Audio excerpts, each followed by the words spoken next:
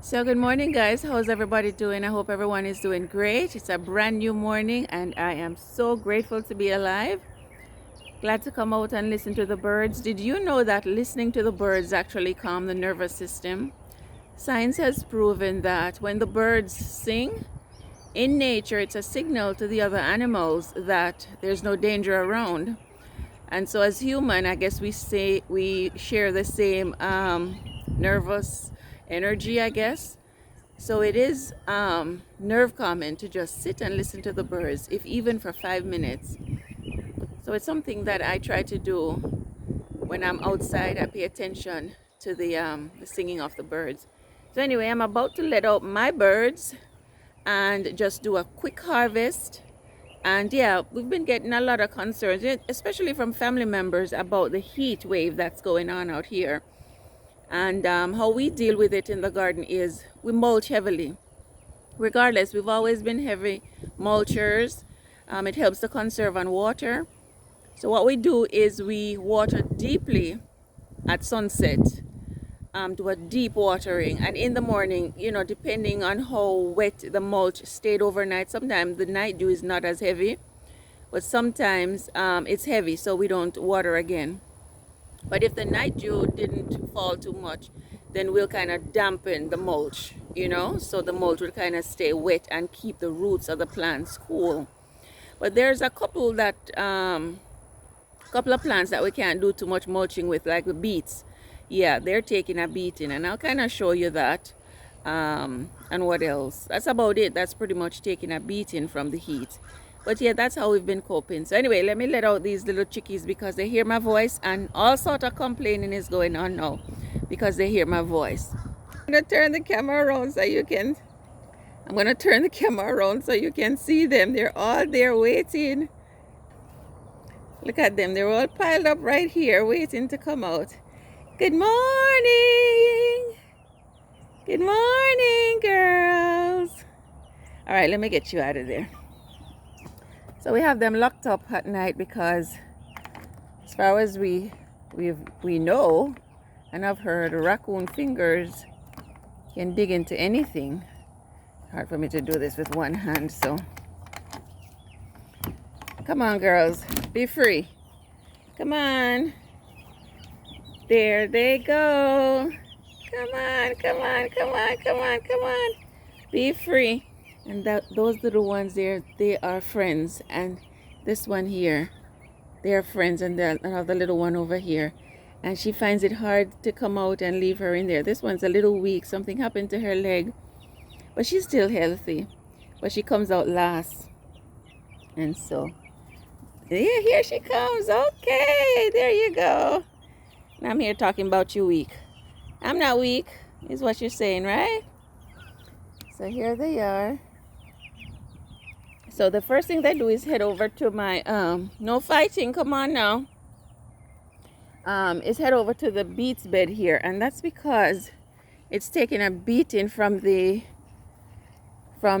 heat. You can see the leaves. Look at that. And they love the leaves also. So they come over and they eat. But what I've noticed is that they're pushing out new leaves.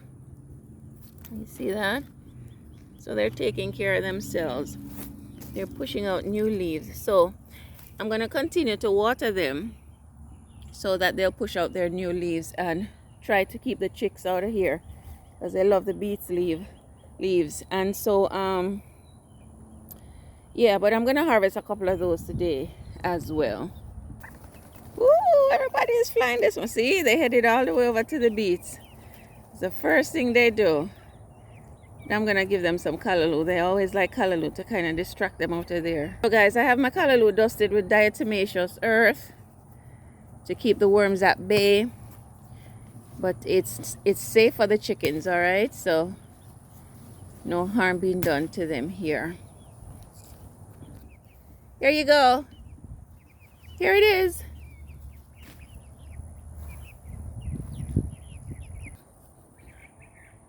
So these little ones always seem to hang out together up here, so I have to watch them so they don't go over the fence. Kind of train them to stay in the yard. Oh, no you don't. Please don't pick up my potato slip. That's off limits, Missy.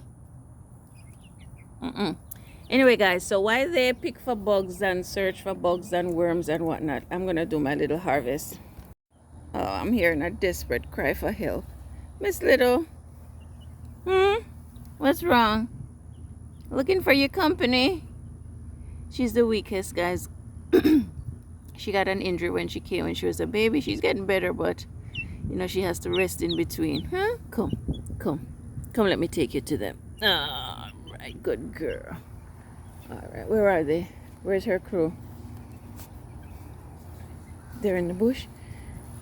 All right, here they are. Here they are. Here they go. Yeah, everybody hangs out together. Okay, guys, so I'm starting off with my patty pan squashes, and I am so grateful to still be harvesting this far into the season patty pan squashes. As one of my previous videos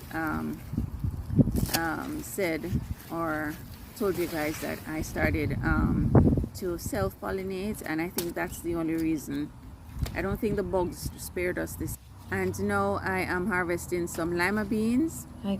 This is our very first year growing lima beans, and we are so excited about that. The heat is doing a number on them though. They're curling up, and as you can see, some brown spots are on the leaves, but they're still producing. I pop one open, and as you can see, they are ready. Baby lima beans. I also went ahead and I got some rattlesnake pole beans, because you know you have to keep picking them for them to grow. And so now I'm getting some young eggplants, because they'll be more tender for our sandwiches that we are gonna make. And I got 2 of them. Then I got a bell pepper.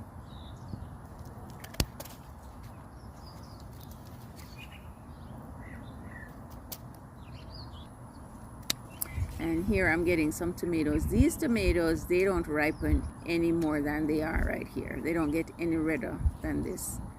And they're quite sweet still. Don't remember the name of them. But we'll be making a cucumber and tomato dill salad. Here I am harvesting our beetroots for the very first time. I'm harvesting them because I don't think they're gonna get any bigger because of the heat. It's just retarding their growth. But I did cut into it, and as you can see, they are nice and fit. So yeah, so they're ready. So I got a couple of those as well. And I got one beetroot. I got one turnip. Picking up one turnip every day so as to have something to harvest every day, you know, for the mental well-being and so on and so forth. So I went ahead and got that. Let's see. Now, as you can see, these tomatoes here, they're almost about ready. These tomatoes are not going to ripen to a red color. They're actually going to be like a copper orange color. But you can see what the heat does to the tomatoes in the daytime. But as soon as it starts to cool down, because we've watered them sufficiently, they'll start to bounce back. So I'm not going to pick these, or at least this one. This one's ready. I'm going to just leave it on the vine, as I explained before. I am going to go ahead and get some basil. They need trimming anyway, so I'm just going to go ahead and get some of that. When I say trimming, what I mean is you can see the flower coming out on top here. So I'm just going to trim those off because I need to make some pesto. It's kind of hard to do it with one hand. You know what? I'm just going to snap it off with my hands. Snap all the top off. I hope I'm snapping it far enough.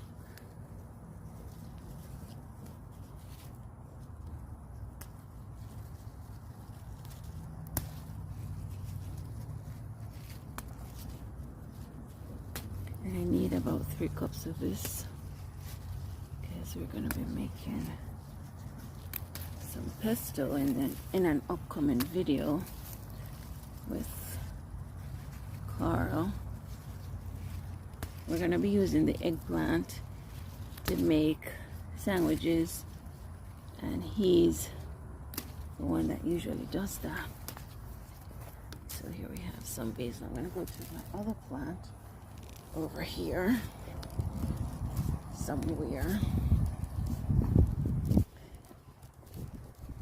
is such a nice day, even though it's 97 degrees right now. You know, we just have to tell ourselves that, you know what, at least we get to experience this heat. Many are sitting in the hospital beds, wishing they were able to come outside. And I heard this on a podcast the other day, and it really spoke to my heart. You know, sometimes when we want to complain, we ought to just remember that there are others that wish they were in our states to complain, but they're not. And I'm saying it, hoping that it will speak to you as well. So I think this is all we need, you guys. It's about 3 cups of fresh basil. Okay guys, I am tired and hot, to say the least. So until the next video, we should be Carl being in the kitchen making his specialty eggplant parmesan sandwich.